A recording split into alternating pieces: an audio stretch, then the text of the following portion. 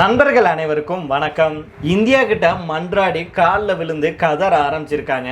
ஆனா இந்தியாவோ நீங்க சொல்றதெல்லாம் கேட்க முடியாது அப்படின்னு கடுமையான பதிலடியை கடுமையாக தாக்கியிருக்காங்க. அப்படி இந்தியா இந்த அளவுக்கு கோவப்படுறதுக்கான காரணம் என்ன, அந்த நாடு யாரு என்ன அப்படிங்கிறத நம்ம இந்த வீடியோல தெரிஞ்சுக்கலாம். அதை தொடர்ந்தே பாத்தீங்க அப்படின்னா தாக்குதல் நடத்துறதுக்கு இந்தியாவுக்கு வருது ராட்சசன், இந்த ஆயுதத்தை பத்தியும் இது எப்படியெல்லாம் இந்தியாவுக்கு வருது அப்படிங்கிற தகவலை தெரிஞ்சுக்கலாம். அதை தொடர்ந்தே பாத்தீங்கன்னா அரண்டு போன ட்ரம்ப் அவர்கள் ஒரு மிகப்பெரிய அதிர்ச்சி ஒன்று ரஷ்ய அதிபர் புட்டின் அவர்கள் கொடுத்திருக்கிறாரு. சத்தமே இல்லாம புதிய சாதனை படைச்சிருக்கு ரஷ்யா.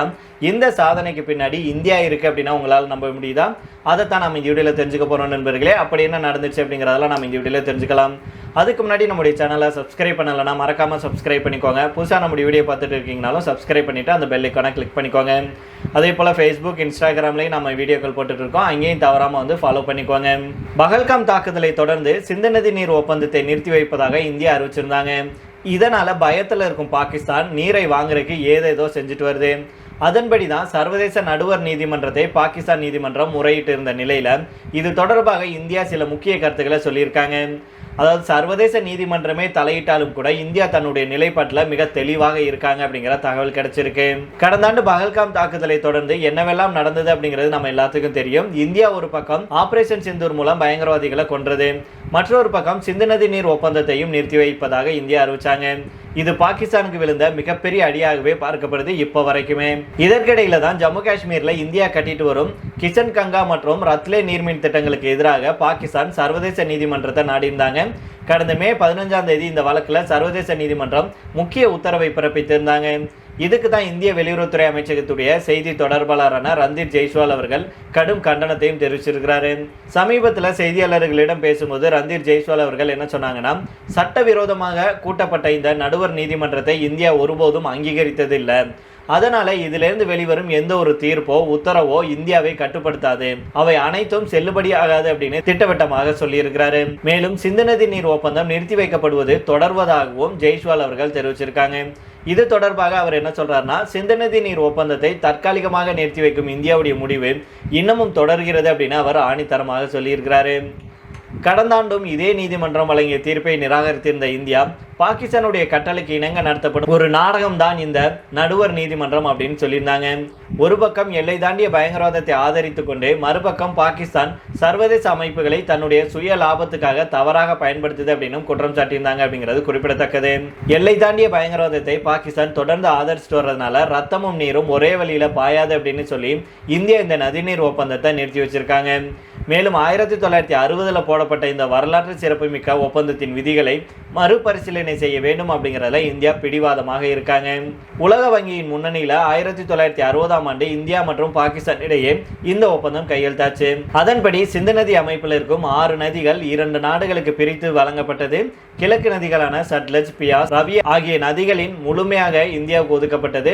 மேற்கு நதிகளான சிந்து, ஜூலம், செனாப் இவற்றின் நீர் பெரும்பாலும் பாகிஸ்தானுக்கு ஒதுக்கப்பட்டது. ஒப்பந்தத்தின்படி மேற்கு நதிகளின் நீரை இந்தியா தன்னுடைய உள்நாட்டு தேவை, விவசாயம் மற்றும் நீர் மின்சாரம் தயாரிக்க பயன்படுத்தி கொள்ள முழு அனுமதி உண்டு. ஆனால் இத்தனை ஆண்டுகளாக போதிய சேமிப்பு கிடங்குகள் இல்லாததுனால இந்தியா தனக்குரிய சட்டப்பூர்வமான முழு பங்கை பயன்படுத்தலை. இதனால் அந்த நீர் பாகிஸ்தானுக்கு பாய்ந்து வந்தது. இப்போது காஷ்மீர்ல இந்தியா நீர்மின் திட்டங்களை தொடங்கிய உடனேயே பாகிஸ்தான் பதற்றம் அடைஞ்சு சர்வதேச நீதிமன்றத்துக்கு ஓடி இருக்கு. அதனால நீ யாரோடைய காலில் போய் பிடிச்சுக்கிட்டு யாரை போய் நாடினாலும் இந்தியா ஒருபோதும் இறங்கி வர மாட்டோம் அப்படிங்கிறதுல மீண்டும் இந்தியா உறுதியாக பதிலளிச்சிருக்காங்க. கடுமையாக பாகிஸ்தானை சாடி இருக்காங்க. பாகிஸ்தான் மட்டுமல்ல, சர்வதேச நடுவர் நீதிமன்றத்தையும் இந்தியா கடுமையாக தாக்கி ஒரு மிகப்பெரிய சம்மட்டியடிய சுளிர் பதிலடியை கொடுத்திருக்காங்க அப்படின்னே சொல்லலாம். அதனால பாகிஸ்தான் என்ன மாதிரியான நாடகத்தை ஆடினாலும் அது இந்தியா கிட்ட பலிக்காது அப்படிங்கிறத இதன் மூலமா நிரூபிச்சிருக்காங்க. இதை தொடர்ந்து அடுத்த செய்தியாக பார்த்தோம் அப்படின்னா, ஆன்லைன்ல பொருட்களை ஆர்டர் போட்டா பைக்ல அல்லது டெம்போ வேன்ல கொண்டு டெலிவரி செய்யறாங்க. அதுவே பாதுகாப்பு கருவிகளை இந்தியா வாங்குறாங்க அப்படின்னா அது எப்படி டெலிவரி செய்யப்படும் அப்படிங்கிற கேள்வி பலருக்கும் இருக்கும். இது குறித்து தான் நாம தெளிவா தெரிஞ்சுக்க போறோம். ரஷ்யா கிட்ட இருந்து இந்தியா பெற்று வரும் அதிநவீன S-400 ட்ரயம்ப் வான் பாதுகாப்பு ஏவுகணை அமைப்புகளுடைய விநியோகம் தொடர்ந்து நடைபெற்று வருது. இவ்வளவு பிரம்மாண்டமான முக்கியமான ராணுவ தளவாடங்கள் எப்படி ஒரு நாட்டிலிருந்து இன்னொரு நாட்டுக்கு பாதுகாப்பாக கொண்டு செல்லப்படுது அப்படிங்கிற கேள்வி பலருக்கும் எல்லாம். இந்தியாவுக்கும் ரஷ்யாவுக்கும் இடையே 2018 $5 பில்லியன் மதிப்பிலான ராணுவ ஒப்பந்தம் கையெழுத்தாச்சு. இந்த ஒப்பந்தத்தின் ஒரு பகுதியாக தான் 5வது தொகுப்புல 4வது S-400 ஏவுகணை அமைப்பு இந்த வாரம் இந்தியாவுக்கு வர இருக்கு. இது 2 நாடுகளுடைய பாதுகாப்பு உறவுல ஒரு முக்கியமான மைல்கல்லாக அமையுது. ஏற்கனவே 3 S-400 அமைப்புகள் இந்தியாவிடம் ஒப்படைக்கப்பட்டு சீனா மற்றும் பாகிஸ்தான் எல்லை பகுதிகளில் பாதுகாப்புக்காக நிலைநிறுத்தப்பட்டிருக்கு. S-400 ஏவுகணை அமைப்பு உலகிலேயே மிகவும் சக்தி வாய்ந்த நீண்ட தூர வான் பாதுகாப்பு அமைப்புகள் ஒன்றாக கருதப்படுது. இது எதிரி நாட்டு விமானங்கள், அணு ஆயுதங்களை சுமந்து வரும் ஏவுகணைகள், அதாவது பாலிஸ்டிக் ஏவுகணைகள் மற்றும் ஆளில்லா ட்ரோன்கள் போன்றவற்றை 400 கிலோமீட்டர் தொலைவிலேயே துல்லியமாக கண்டுபிடிச்சு அளிக்கும் ஆற்றல் கொண்டது. இது ஒரே நேரத்தில் பல இலக்குகளை வழிமறித்து தாக்கும் தனித்துவமான திறன்களை கொண்டது. இதன் மூலம் ஒரு நாட்டின் வான் பாதுகாப்பு பல மடங்கு பலப்படும் அப்படின்னு பார்க்கப்படுது. இவ்வளவு பெரிய மற்றும் ரகசியமான ஒரு இராணுவ அமைப்பை கொண்டு சேர்ப்பது அப்படிங்கிறது ஒரு சவாலான பணி. பாதுகாப்பு காரணங்களுக்காக இந்த ஏவுகணை அமைப்புகளுடைய போக்குவரத்து 2 முக்கிய வழிகளில் செய்யப்படுது. மிக முக்கியமான அவசரமாக தேவைப்படும் மின்னணு கட்டுப்பாட்டு பகுதிகள், அதாவது ரேடார் போன்றவை விமானம் மூலம் கொண்டு செல்லப்படுது. ரஷ்யாவுடைய பெரிய இராணுவ சரக்கு விமானங்களான இல்யூஷன் 76 அல்லது அண்டனோவ் AN-124 ஆகியவை இவை நேரடியாக இந்திய விமானப்படை தளங்களுக்கு கொண்டு வருகிறது. அதே நேரத்தில் ஏவுகணை அமைப்பின் கனரக வாகனங்கள், ஏவுதளங்கள் மற்றும் நூற்றுக்கணக்கான ஏவுகணைகள் போன்ற பெரிய மற்றும் எடை அதிகமான பாகங்கள் கடல் வழியாக பயணிக்குது. இவை பாதுகாப்பான கொள்கலன்களில் வைக்கப்பட்டு ரஷ்ய துறைமுகங்களிலிருந்து இந்தியாவுடைய மும்பை அல்லது விசாகப்பட்டினம் போன்ற முக்கிய துறைமுகங்களுக்கு வணிக கப்பல்கள் மூலமாக கொண்டு வரப்படுது. இந்த முழு போக்குவரத்தும் மிகுந்த ரகசிய தன்மையுடன் நடைபெறுது. செயற்கைக்கோள் கண்காணிப்பு மற்றும் எதிரி நாடுகளுடைய உளவு அமைப்புகளுடைய அச்சுறுத்தல்களிலிருந்து இந்த விநியோக பாதை மற்றும் தகவல்கள் மிக கவனமாக பாதுகாக்கப்படுது. இந்தியாவை வந்திருந்ததுக்கு அப்புறம் இந்த பாகங்கள் அனைத்தும் சாலை அல்லது ரயில் வழியாக பலத்த பாதுகாப்புடன் குறிப்பிட்ட இராணுவ தளங்களுக்கு கொண்டு செல்லப்படுது. அங்கே ரஷ்யா மற்றும் இந்திய இராணுவ பொறியாளர்கள் இணைஞ்சு இந்த அமைப்பை முழுமையாக சேர்த்து செயல்படும் நிலைக்கு கொண்டுட்டு வருவாங்க. அதுக்கப்புறமா இந்த அமைப்புடைய செயல்பாடுகள் முழுமையாக சோதிக்கப்பட்டு தேவையான பயிற்சி வழங்கப்பட்டதும் அதிகாரப்பூர்வமாக இந்திய விமானப்படையுடைய பயன்பாட்டுக்கு வரும். இது இந்தியாவுடைய வான் பாதுகாப்பை மேலும் வலுப்படுத்தும் முக்கிய அம்சமாக இருக்கும். இந்த நிலையில தான் பாகிஸ்தான் சீனாவுக்கு எதிராக தாக்குதல் நடத்தணும் அப்படின்னா S-400 ஒரு மிகப்பெரிய வலிமை வாய்ந்த சக்தி பெற்ற ஒரு ஏவுகணை அமைப்பு. அதனால இந்த ஏவுகணை அமைப்பு இப்படியெல்லாம் தான் வருது அப்படின்னும் தாக்குதல் நடத்துறதுக்கு இந்தியாவுக்கு வரப்போகுது இந்த ராட்சசன் அப்படின்னு சொல்லியிருக்காங்க. அதனால பொறுத்திருந்து பார்ப்போம் என்ன நடக்குது அப்படின்னு. இதை தொடர்ந்து அடுத்த செய்தியாக பார்த்தோம் அப்படின்னா, மத்திய கிழக்கில் வெடிச்சிருக்கும் போர் காரணமாக உலகெங்கும் மிகப்பெரிய குழப்பமே ஏற்பட்டிருக்கு. இந்தியா உள்பட பல நாடுகள் இதனால கடுமையாக பாதிக்கப்பட்டிருக்கு. ஆனால் இதில் அதிசயம் என்னன்னா, இதனால மிகப்பெரிய லாபத்தை ரஷ்யா அள்ளியிருக்காங்க அப்படின்னா உங்களால் நம்ப முடியுதா? அமெரிக்க டாலருக்கு அதிர்ச்சி தரும் வகையில் தான் ரஷ்யாவுடைய ரூபில் மிக வலிமையான நாணயமாக மாறியிருக்கு அப்படிங்கிறதையும் சொல்லியிருக்காங்க. அதைத்தான் நம்ம விரிவாக தெரிஞ்சுக்க போகிறோம்.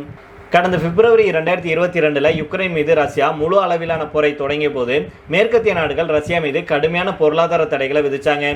ரஷ்ய பொருளாதாரம் அழிய போகிறது, ரூபில் நாணயம் குப்பையாக போகிறது அப்படின்னு எல்லாம் கூட பலரும் சொன்னாங்க. ஆனால் 4 ஆண்டுகள் கழித்து பார்த்தால் நிலைமை தலைகீழாக இருக்கு. இது தொடர்பாக சர்வதேச ஊடகமான ப்ளூம்பெர்க் சில முக்கிய செய்திகளை வெளியிட்டிருக்காங்க. அதுல கடந்த ஏப்ரல் முதல் பார்த்தால் அமெரிக்க டாலருக்கு எதிராக ரஷ்ய ரூபில் 12% வரைக்கும் பலமடைஞ்சிருக்கு. தற்போது ஒரு டாலருக்கு நிகரான ரூபிலுடைய மதிப்பு 72ஆக உயர்ந்திருக்கு. கடந்த பிப்ரவரி 2023க்கு அப்புறம் ரூபில் இந்த அளவுக்கு வலிமையான நிலையை அடைவது இதுவே முதல் முறை. தொடர்ச்சியாக 2வது ஆண்டாக ரூபில் வீழ்ச்சி அடையும் அப்படின்னு சந்தை வல்லுநர்கள் கணித்திருந்த நிலையில அதை பொய்யாக்கும் வகையில் ரூபில் பலமடைஞ்சிருக்கு. வளைகுடா போரால அனைத்து நாடுகளும் திணறிட்டு வரும் சூழல்ல ரஷ்ய பொருளாதாரம் அசுர வேகத்தில் வளர்ச்சியை பதிவு செஞ்சுட்டு வருது. இதுக்கு சில முக்கிய காரணங்களை வல்லுநர்கள் சொல்லியிருக்காங்க. முதல்ல வளைகுடா போரால ஹார்முஸ் ஜலசந்தி முடங்கினதுனால உலக அளவில் எரிசக்தி தட்டுப்பாடு ஏற்பட்டுச்சு. இதனால ரஷ்ய எண்ணெய் மீது விதித்திருந்த கடுமையான கட்டுப்பாடுகளை அமெரிக்கா வேற வழியே இல்லாமல் சற்றே தளர்த்துச்சு. இதுதான் ரஷ்யாவுக்கு கிடைத்த மிகப்பெரிய ஜாக்பாட் அப்படின்னே சொல்லலாம். இதனால ரஷ்ய கச்சா எண்ணெய் வர்த்தகம் உச்சத்துக்கு போனது அப்படின்னே சொல்லியிருக்காங்க. போர்னால கச்சா எண்ணெய் விலையும் உச்சத்துக்கு போயிருக்கு. கடந்த மார்ச் மாதத்தில் பேரல் ஒன்றுக்கு $44 இருந்த கச்சா எண்ணெயுடைய சராசரி விலை ஏப்ரலில் $94 எகிரியிருக்கு. இப்போது $100 தாண்டி வர்த்தகமாயிட்டு வருது. இந்த விலையேற்றமும் ரஷ்யாவுக்கு லாபம்தான். இதனால ரஷ்யாவுடைய முக்கிய ஏற்றுமதி நிறுவனங்கள் ஏப்ரல் மாதத்தில் மட்டும் தங்களுடைய வெளிநாட்டு விற்பனையை 3 மடங்கு அதிகரித்து $7.3 பில்லியன் உயர்த்தியிருக்காங்க. இது டாலருக்கு நிகரான ரூபில் மதிப்பை பலப்படுத்தியிருக்கு.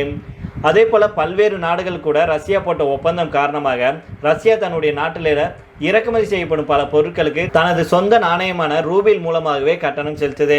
அதாவது இந்தியா உள்பட உலக நாடுகள் இறக்குமதி செய்யும் போது அந்த தொகையை டாலர்ல செலுத்த வேண்டும். இதனால் அந்நிய செலாவணி குறைஞ்சு ரூபாய் மதிப்பு சரியும். ஆனால் ரஷ்யாவுடைய இறக்குமதி பொருட்களுக்கான தொகையில கிட்டத்தட்ட 60% தற்போது நேரடியாக ரூபில் நாணயத்திலேயே செலுத்தப்படுது. மேலும் ரஷ்ய மத்திய வங்கியுடைய அதிக வட்டி விகிதங்கள் காரணமாக வெளிநாட்டு நாணயங்களுக்கான தேவை உள்நாட்டில் பெருமளவு குறைஞ்சிருக்கு. ரஷ்யாவுடைய நிதி விதிகளின்படி பார்த்தோம்னா கச்சா எண்ணெய் விலை $59 மேல் போகும்போது கிடைக்கும் உபரி வரிவாயை கொண்டு நாட்டின் அவசர கால நிதியான தேசிய நல்வாழ்வு நிதிக்காக சர்வதேச கரன்சி மற்றும் தங்கம் வாங்கப்படும். கடந்த ஜூன் மாதத்துக்கு அப்புறம் முதல் முறையாக இந்த மே மாதத்தில் ரஷ்யா 110 பில்லியன் ரூபில்களை, அதாவது $1.5 பில்லியன் வந்து இந்த நிதிக்காக ஒதுக்கியிருக்காங்க. இருந்தாலும் ரூபில் நாணயம் அளவுக்கு அதிகமாக பலமடைவது ரஷ்யாவுடைய ஏற்றுமதியாளர்களுக்கு ஒரு புதிய தலைவலியை கொடுத்திருக்கு. டாலருக்கு நிகராக ரூபில் வலுவாக இருக்கிறதுனால அவர்கள் டாலரில் ஈட்டும் வருவாயை ரூபிலாக மாற்றும்போது கம்மியான தொகையை கிடைக்குது. இது நிறுவனங்களுடைய லாபம் மற்றும் அரசுக்கு வரும் வரிவாயை சற்றே பாதிக்குது. ஆனால் இப்போது பொருளாதாரம் நல்ல நிலையில் இருப்பதாகவும் இதை பற்றி கவலைப்பட தேவையில்லை அப்படின்னு நிதியமைச்சர் ஆண்டன் சிலுனோவ் அவர்கள் தெளிவுபடுத்தி சொல்லியிருக்கிறாரு. அதாவது ரஷ்யாவுடைய சாதனைக்கு பின்னாடி இந்தியா இருக்குன்னு சொன்னியே, அது என்ன அப்படின்னு கேட்டிங்கன்னா, ரஷ்யா கிட்ட இருந்து சீனா, இந்தியா போன்ற நாடுகள் இறக்குமதி செய்கிறாங்க கச்சா எண்ணெய், மற்ற தளவாடங்கள், இராணுவ தளவாடங்கள் எல்லாத்தையும் இறக்குமதி செய்கிறாங்க. அதில் குறிப்பாக பார்த்தீங்கன்னா சீனாவும் இந்தியாவும் மிகப்பெரிய அளவில் கச்சா எண்ணெயை இறக்குமதி செஞ்சுட்டு இருக்காங்க. இப்படி இறக்குமதி செய்கிறது தான் ரஷ்யாவுக்கு ஒரு மிகப்பெரிய ஊக்கமாகவே. அதாவது ரஷ்ய யுக்ரைனின் போர் ஏற்பட்ட போது மற்ற ஐரோப்பிய நாடுகள் எல்லாமே ரஷ்யா மேலே தடையை விதிச்சோம்னா ரஷ்யா கிட்ட காசு இருக்காது, பணம் இருக்காது, பொருளாதார ரீதியாக அது ஒரு மிகப்பெரிய அடியை வாங்குவோம், அதுக்கப்புறமா இந்த போர் நடத்த முடியாமல் பின்வாங்கிடுவாங்க அப்படின்னு அமெரிக்கா போன்ற நாடுகள் எல்லாமே திட்டமிட்டு அவங்க மேலே தடைகளை போட்டாங்க. ஆனால் அந்த தடைகளையும் தாண்டி சீனா, இந்தியா போன்ற நாடுகள் ரஷ்யா கிட்டேருந்து கச்சா எண்ணெயை வாங்கினாங்க. ரஷ்யாவும் பார்த்தீங்கன்னா இந்தியாவுக்கும் சீனாவுக்கும் மிக குறைந்த விலையில், சலுகை விலையில் நாங்கள் உங்களுக்கு கச்சா எண்ணெய் கொடுக்குறோம் அப்படின்னு சொன்ன உடனேயே இந்தியா சற்றும் எதையும் யோசிக்காமல் நம்முடைய நண்பன், நம்முடைய ஆதிகாலத்து நண்பன் ரஷ்யா நமக்காக இவ்வளோ சலுகை கொடுக்கும்போது நாம் கண்டிப்பாக ரஷ்யாவுக்கு உறுதுணையாக இருக்கணும் அப்படின்னு மறைமுக சப்போர்ட்டை கச்சா எண்ணெய் வாங்குற மூலமாக இந்தியா ரஷ்யாவுக்கு சப்போர்ட் பண்ணிட்டு வந்தாங்க. அது ஒரு கட்டத்தில் பார்த்தீங்கன்னா இந்தியா ரஷ்யா கிட்டேருந்து கச்சா எண்ணெய் வாங்குறதுனால தான் ரஷ்யா யுக்ரைன் போற விடாமல் யுக்ரைன் மேலே தாக்குதல் நடத்திட்டு வருது. இந்த கச்சா எண்ணெய் வாங்குற மூலமாக தான் அவங்க பணத்தை ஈட்டி அதனை போருக்கு பயன்படுத்துகிறாங்க அப்படின்னு இந்தியா மேலேயும் தடையை போடுவோம் அப்படின்லாம் மிரட்டினாங்க. அந்த வகையில் தான் அமெரிக்க அதிபராக ட்ரம்ப் அவர்கள் பொறுப்பேற்ற உடனேயே ரெசிப்ரோக்கல் வரியையும் போட்டார். என்னென்னமோ பண்ணி பார்த்து கடைசியில் ட்ரம்ப்னால ஒன்றுமே செய்ய முடியல. கடைசியில் ஜெயிச்சது என்னவோ இந்தியா, ரஷ்யா தான். அதுதான் இப்போ நடந்திருக்கு. நண்பர்களே, நீங்கள் என்ன நினைக்கிறீங்க அப்படிங்கிறத கீழே உள்ள கமெண்ட் பாக்ஸில் சொல்லுங்கள். மீண்டும் நாளை வேற ஒரு செய்திகளுடன் உங்களை சந்திக்கிறேன். நன்றி, வணக்கம்.